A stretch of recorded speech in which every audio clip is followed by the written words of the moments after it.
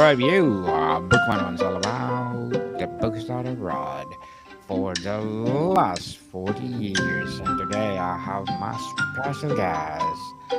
He's the author of the book, Please Not Burn Out. No other than Dr. Roberta Garceau. Welcome to Hello, Book. Daniel. Thank you for having me. Yes, welcome to Book 101, Dr. Roberta. And can you please introduce more about yourself?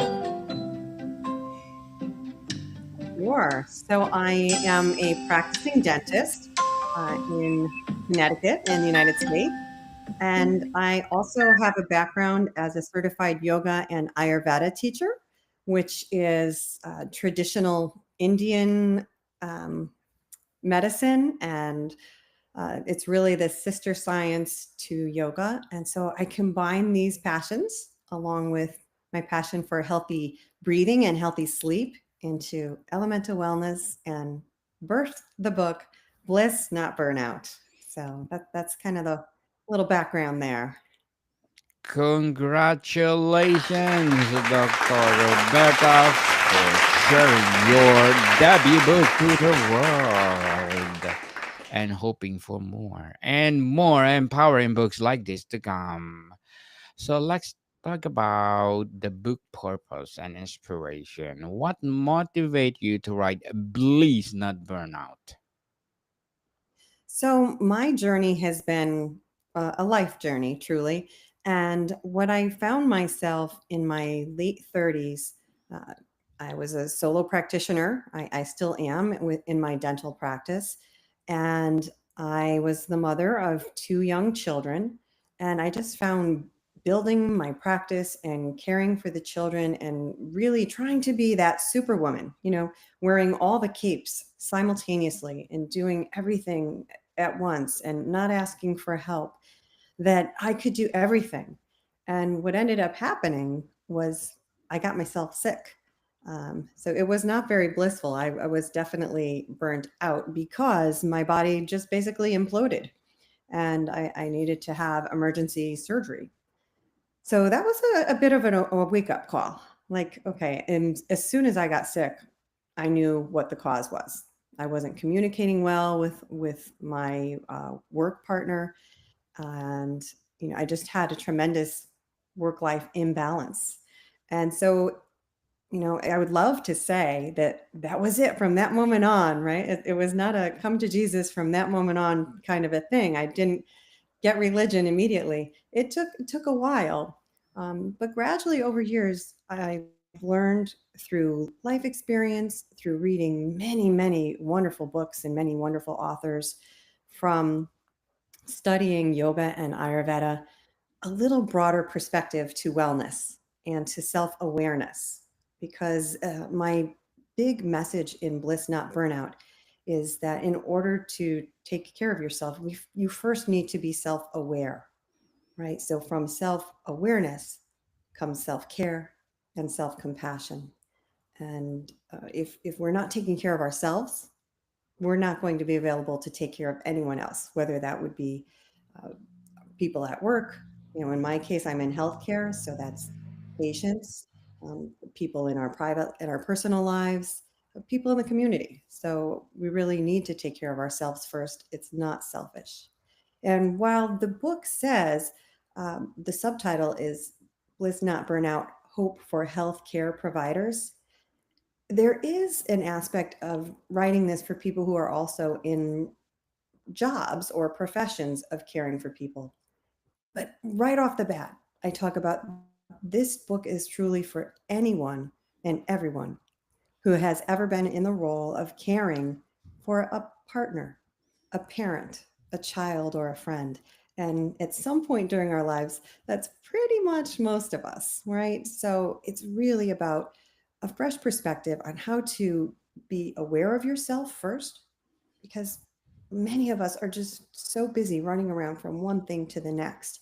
We're plugged in, there's distractions, there are notifications, there are billboards, there are media messages, there's all sorts of demands on our time and energy. And that's draining, right? But if we can just slow it down a little bit, take a moment to be aware of ourselves, then we can hear what our bodies are asking for. When we're running on like chickens with our heads cut off, we really don't have any awareness of what we need, right?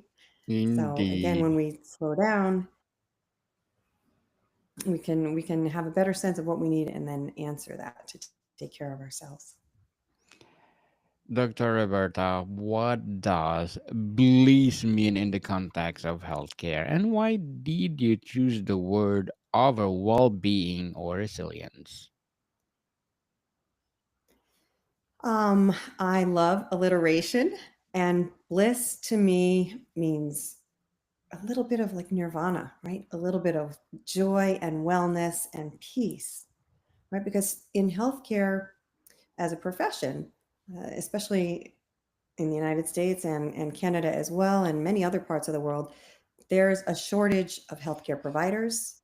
The system is fairly broken, especially in the past 5 years post pandemic.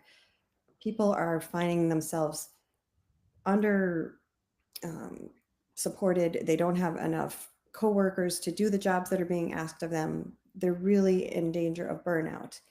And that extends to other sectors beyond healthcare professions. It also includes our educators and really people in every industry, where the demands that are being asked of us are just a little bit more than the resilience that we had. So it's not that the goal is to be happy and joyful and peaceful all the time, right? I'm not a monk. I don't have this perfected.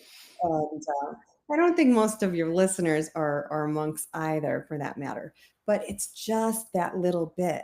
The book is about small steps, little tweaks, little things that we can do that fit into the day. It's not a rigid regimen of this is what you need to do for exercise. This is the diet that everybody needs to follow. You must do exactly this. It's not that at all. It's like, hey, here's some offerings. Perhaps this little mindfulness practice might benefit you, or this journaling practice, or this particular yoga stretch or sequence, or maybe just a little different idea about your food prep or your food planning, a little different perspective on your sleep regimen. So really nothing is written in stone, um, and little tiny changes can reap big benefits over time. Very well said, Dr. Roberta. Very well said. Beautifully articulated.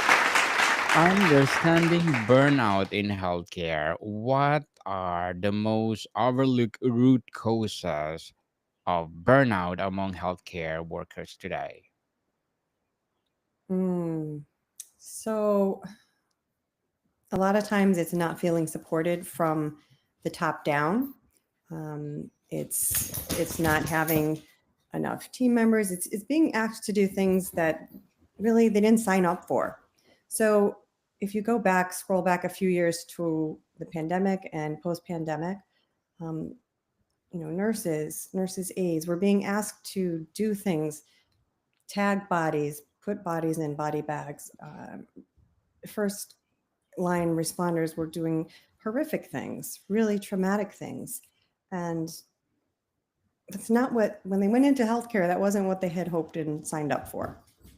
Um, Outside of that, it's very hard being in a profession where you're giving all the time. So in healthcare, no matter what has happened with the previous patient or the previous experience or what's happening in your personal life, you need to show up with a smile on your face always, right? And that the patient that is in front of you in that moment is the most important person in the moment, in the day, and has your undivided attention, right? So that's extremely tiring. What can happen is healthcare providers can work long days, sometimes 12-hour shifts or more, and at the end of the day they come home and they haven't got a lot of energy for their family, for their friends, or for themselves. And that can be the root cause of burnout. Just not having enough time to take care of themselves. Therein lies bliss, not burnout, right? Making time to care for yourself. And so within the book, I talk about, again, very small steps, things that you can do, like micro mini meditations, things that take 1 or 2 minutes that you can slip into your day. You literally can do them in the restroom. Hopefully your coworkers are not following you there and your patients, right? Things that you could do in your car or on your commute, even in public transportation, right?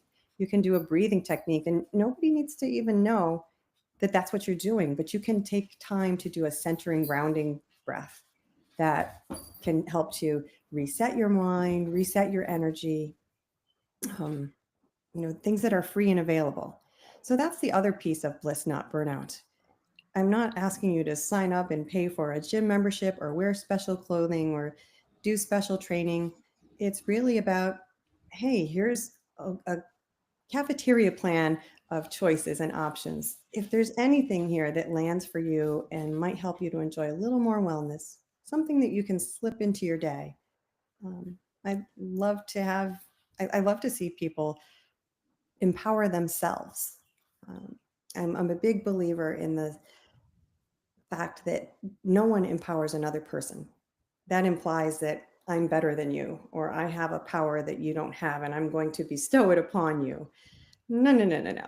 We are each of us born whole and complete with everything we need, right? Sometimes it's more like you're at the gym and you just need somebody to spot you a little bit, right? You just need a lift up or a leg up, but you can do it. Maybe you need a little encouragement. Maybe you need a little guidance. Maybe you need a little instruction. And you can do this for yourself. That's the really beautiful piece. Indeed, and Miss or Dr. Roberta, congratulations because Bliss Not Burnout is number one best-selling book. Congratulations. And how Thank does you. and how does systematic dysfunction in healthcare contribute to burnout? And what can individuals do when systems are slow to change? Right. So if it's really bad, people have retired. Within the book, I do include original research that was based on interviews and surveys of hundreds of healthcare providers across the United States, from all different regions and all different work.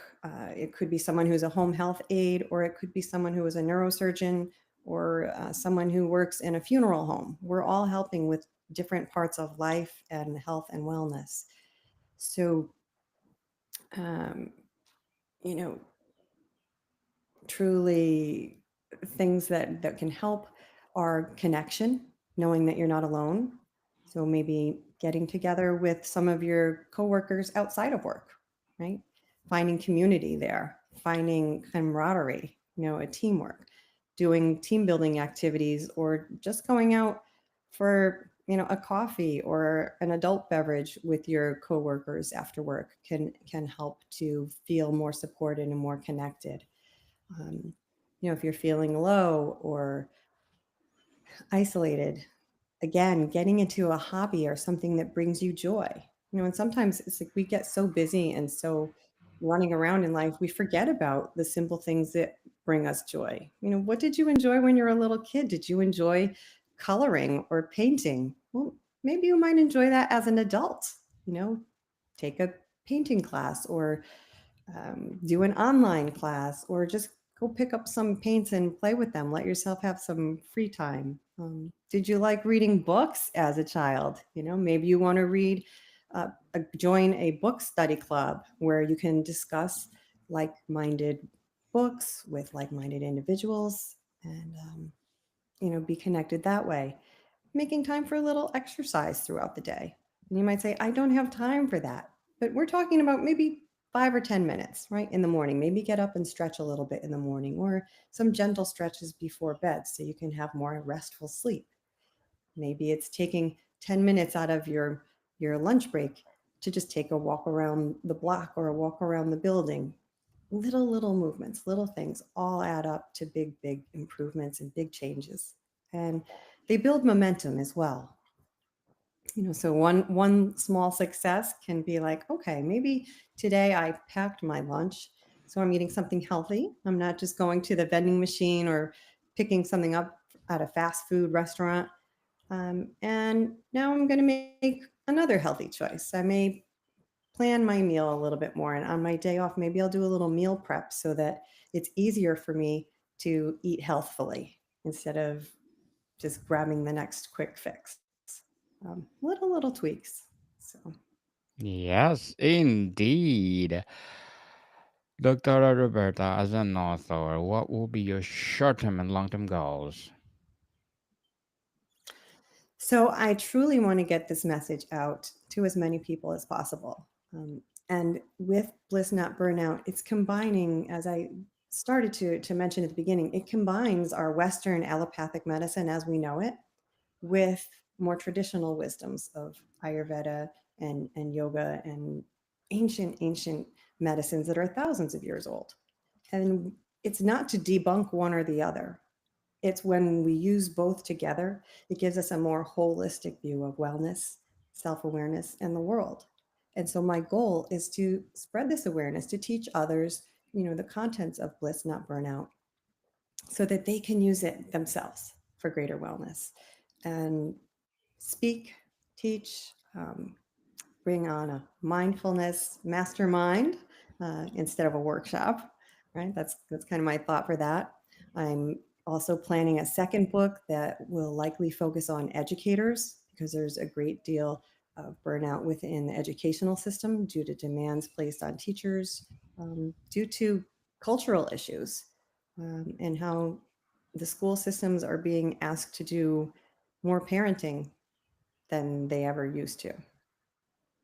So those are future projects and things that'll be available, as well as other ideas for future books. Yeah. Good luck to your goals, Dr. Roberta, and hoping for more success.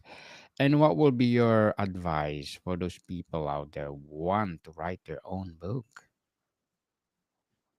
Uh,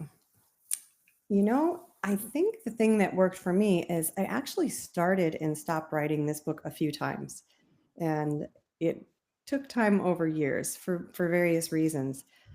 And at first, I thought that I would be writing a book that had many small little chapters, kind of like blogs or newsletters that people are writing more lately. And that can be a place to start. Perhaps if you're in the habit of writing newsletters or social media posts, kind of look at those topics and see what maybe some of them have in common. That can be a way to form chapters or kind of see a recurring theme that you want to share with others that would resonate. Um, looking at your passion and looking at your own story. So each of us has a story or multiple stories. And it's easy to get imposter syndrome and say, well, that kind of story has been told before. Or why would anybody want to read about my story? Or, you know, and my story is not good enough.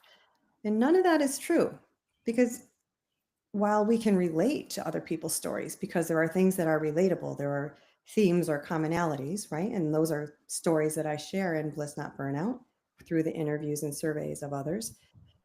The details are different, and nobody's story is exactly yours. So realizing that your story does need to be told, the world does need to hear. Because if your story helps even one other person realize that they're not alone or that they have a similar challenge and maybe you can share a way that you found a way out, right? A solution to the challenge, then you're helping someone else. And so if we help just one other person in the world, was that success? Indeed. That's an individual question, but I would say yes, right? Yes. If you can make the world a better place by even helping to lift up one other person so that they can empower themselves, then that's success. Empowering other people is something else, people. And thank you for your advice, Dr. Roberta. And what's the most important lesson you hope readers take away from Please Not Burnout? is that self care is not selfish. And you absolutely need to take care of yourself. Right now, it's a little in vogue to talk about self care, so that doesn't necessarily mean, you know, going to get a pedicure or, something like that, although that could be a piece of it, right?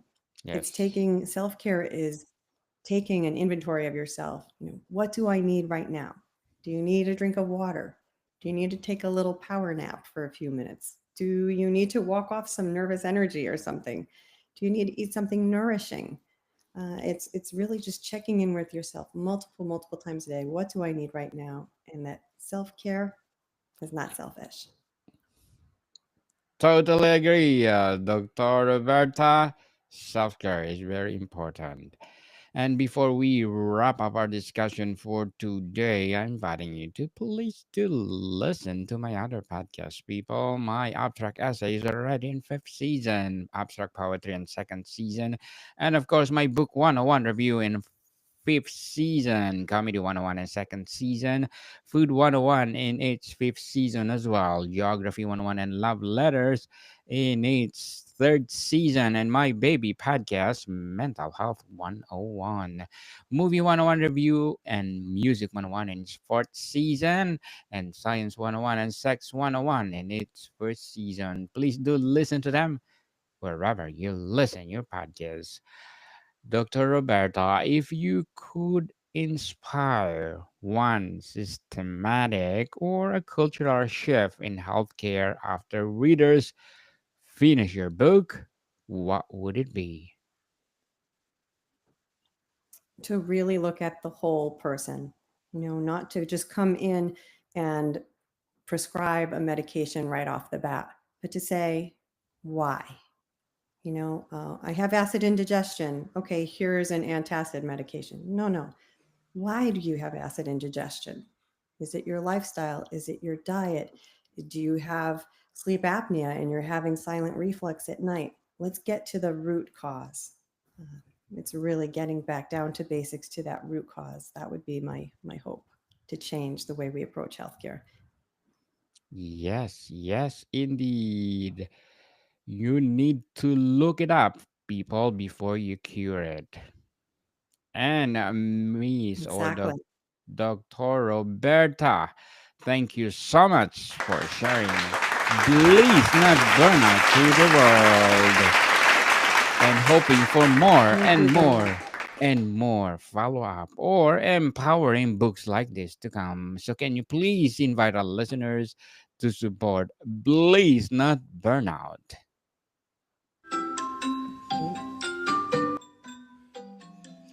So, where do they buy your book, Miss or Dr. Roberta?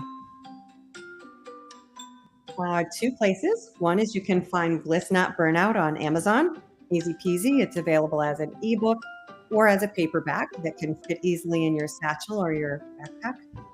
Or you can go to my website, www.drrobertagarceau.com. So no punctuation, Dr. Roberta, and then my last name, Garceau.